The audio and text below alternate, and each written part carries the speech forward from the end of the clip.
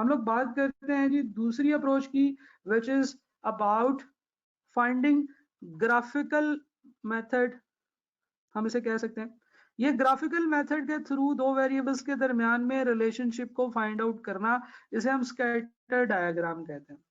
Scatter diagram एक graph होता है जिसमें हम लोग एक्स एक्सिस पे इंडिपेंडेंट वेरिएबल रख लेते हैं और वाई एक्सिस पे डिपेंडेंट वेरिएबल रख लेते हैं, और फिर हर ऑब्जर्वेशन को इस ग्राफ के ऊपर प्लॉट कर देते हैं in the form of dots. ठीक है जी। जब आप डॉट्स की फॉर्म में प्लॉट कर लेते हैं तो आपको इसके अंदर एक ट्रेंड नजर आता है, राइट। तो उस ट्रेंड से आप ये आइडेंटिफाई करते हैं कि इन दोनों वेरिएबल्स के दरमियान में कैसा रिलेशनशिप है। ठीक है जी। तो हम लोग बात करते हैं, it is a graph where each axis represent one of the variable. Independent variable जो होता है इसको हम प्रिडिक्टर भी कहते हैं, ये भी आप याद रख लें, प्रिडिक्टर कहते हैं।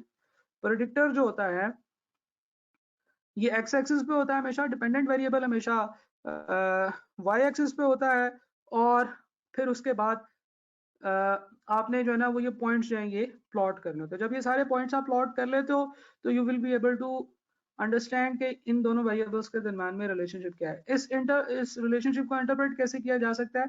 अगर कोई रिलेशनशिप होगा तो वो यहाँ पे नजर आना शुरू हो जाएगा, डॉट्स के ट्रेंड में नजर आएगा। A trend line is drawn to highlight the existing relationship. एक लाइन आप ड्रॉ कर देते हैं जिससे आपको एग्जिस्टिंग रिलेशनशिप पता चल जाता है। ए ट्रेंड पॉजिटिव एंड लीनियर हो सकता है, जैसे यहाँ पे पॉजिटिव एंड लीनियर ट्रेंड है, और यहाँ पे अगर आप देखें तो नेगेटिव लीनियर ट्रेंड है, और यहाँ पे अगर आपके पास इस तरह से डॉट्स आ रहे हो तो देयर इज नो रिलेशनशिप। यहाँ पे एक बड़ी मजे की बात है जो स्कैटर डायग्राम में मैं आप लोगों को समझाने की कोशिश कर रहा हूँ, वो ये है कि जब आप इन डॉट्स के ट्रेंड्स को देखते हैं तो यहाँ से आपको डिफरेंट वेरिएबल्स के बारे में एक बात पता चलती है। देखिए आपने कौन कौन से वेरिएबल पढ़े थे? आपने पढ़ा था ए होता है, ठीक है, आपने पढ़ा था बी होता है, आपने पढ़ा था आर होता है, और आपने पढ़ा था आर स्क्वायर होता है। ठीक है जी। चले हम ए बी और आर की बात करते हैं। अगर आपके पास एक स्ट्रेट लाइन बन रही है, इस स्ट्रेट लाइन को आप पढ़ाते चले जाएं तो जहां पे ये लाइन आपको एक्सिस को काटती हुई नजर आएगी, ए के बारे में हमने क्या कहा था? A is the value of y when x is equal to 0। तो यहाँ पे जब एक्स 0 होगा तो ये जो लाइन पॉइंट आपको नजर आ रहा है, this is the A point. तो आप ग्राफिकल मेथड से भी ए निकाल सकते हैं, न्यूमेरिकल मेथड से इसका एक फार्मूला था तो आपने वो निकाल लिया। यहाँ पे बात करते हैं, अगर हम इस लाइन को इधर बढ़ाते चले जाएं तो जहां पे ये y एक्सिस को काटेगी, this is your a, right. Okay, तो ए हम ग्राफिकल मेथड से भी फाइंड आउट कर सकते हैं। अगर हम लोग एक ऐसी लाइन बना लें जो कि परफेक्टली इस रिलेशनशिप को जो है ना वो आइडेंटिफाई कर रही हो, तो वो जब इसको यहाँ से कट करेगी तो दैट विल बी ए। और ये जो ट्रेंड लाइन होती है ना, इसे लाइन ऑफ बेस्ट फिट भी कहते हैं। लाइन ऑफ बेस्ट फिट, ये वही लाइन होती है, अगर एक बेस्ट फिट लाइन बनाए तो ये वही लाइन बनेगी जो आपको यहां से y equal to a plus b x करके न्यूमेरिकल मेथड से मिली थी। तो इस लाइन की अगर आप इक्वेशन फाइंड कर लें ग्राफिकल मेथड से, ग्राफिकल मेथड से इक्वेशन फाइंड करना हम लोगों ने चैप्टर 2 में सीखा हुआ है। अगर नहीं सीखा तो जब हम चैप्टर 2 पढ़े होंगे आपको उस वक्त पता चल जाएगा। तो वो वही इक्वेशन बनेगी जो हमने न्यूमेरिकल मेथड में रिग्रेशन इक्वेशन से बनाई थी, राइट। तो ए भी पता चल गया, इवन हमने रिग्रेशन इक्वेशन भी बना ली उसी एक ग्राफ से जो हमारे पास स्कैटर डायग्राम में बना था। ठीक है जी। इवन बी की अगर हम बात करें तो ये जो लाइन होती है, इस लाइन की स्लोप अगर हम ग्राफिकल मेथड से फाइंड आउट करें तो that will be our slope. अच्छा, बी के साइन के बारे में बात करते हैं।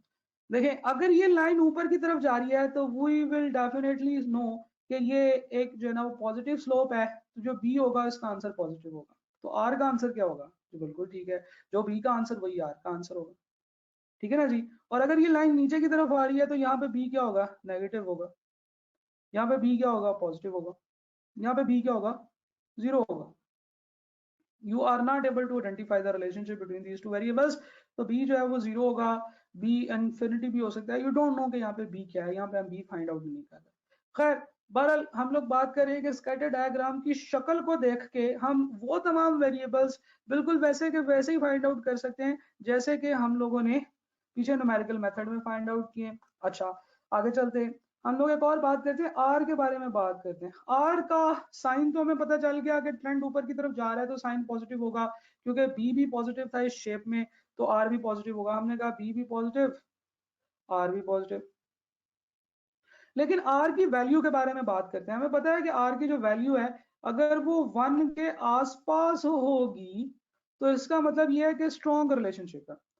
ये कैसे पता चलेगा? ये जो डॉट्स है ना, ये जितने ज्यादा इस लाइन के पास पास होंगे, जितने ज्यादा ये डॉट्स इस लाइन के नजदीक होंगे, आर का आंसर उतना ज्यादा होगा। ठीक है ना जी।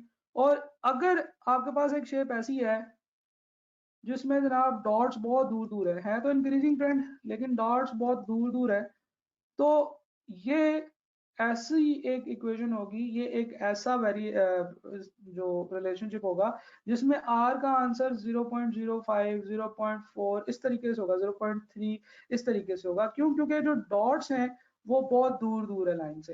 तो अगर सारे डॉट्स लाइन के ज्यादा पास पास आते जाएंगे, जितने ज्यादा ज्यादा पास होंगे आर का आंसर उतना बड़ा होगा, उतना 1 के पास पास होगा। और अगर तमाम लाइन पॉइंट्स जो हैं डॉट्स एक लाइन के बिल्कुल ऊपर फॉल कर रहे हो, तो हम कहते हैं कि आर 1 के इक्वल। जी जनाब। अगर तमाम जो आर हैं, जो पॉइंट्स हैं वो बिल्कुल उस लाइन के ऊपर फॉल कर रहे हो, तो हम कहते हैं कि जी जो आर है वो 1 के इक्वल है। चाहे +1 है, या अगर हम लोग बात कर रहे हैं नेगेटिव, तो तमाम पॉइंट्स उस लाइन के ऊपर फॉल कर रहे हैं तो आर -1। तो इस तरीके से स्कैटर डायग्राम से हम ना सिर्फ तमाम वेरिएबल्स को एग्जैक्ट कैलकुलेट कर सकते हैं, बल्कि उन वेरिएबल्स का ट्रेंड और वो वाली सारी चीजें भी हमें स्कैटर डायग्राम से पता चल सकती है। तो स्कैटर डायग्राम सिर्फ आपको ट्रेंड्स नहीं बताता, बल्कि तमाम variables, even regression equation a b r, आपको इन तमाम के बारे में कंप्लीट इंफॉर्मेशन देता है। राइट? तो this was the scatter diagram.